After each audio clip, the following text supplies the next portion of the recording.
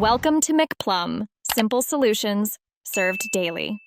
You start by preparing the phone and cable. Make sure your iPhone runs iOS 13 or newer and Siri is on, because CarPlay uses voice. Now plug an Apple-approved USB cable into the Verna's front USB port. Once you connect, unlock the phone and tap Trust. The car may ask permission on its screen. Accept it.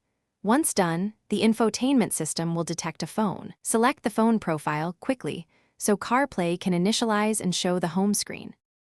You now complete the middle setup inside the Verna.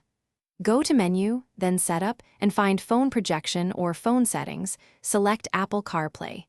The head unit will prompt you to confirm. Make sure you also accept any prompt on your iPhone.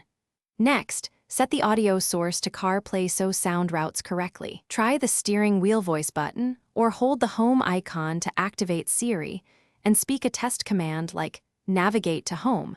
To verify the connection and controls, you're ready to use CarPlay. Tap Maps, Phone, or Music from the CarPlay Home, or ask Siri for directions and calls hands-free. When finished, end the session by unplugging the USB cable or disabling CarPlay in the head unit. If something goes wrong, here's the key troubleshooting tip.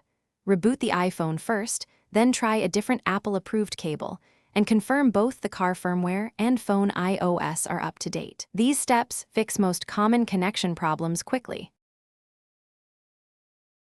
Thanks for watching. Stay juicy and subscribe.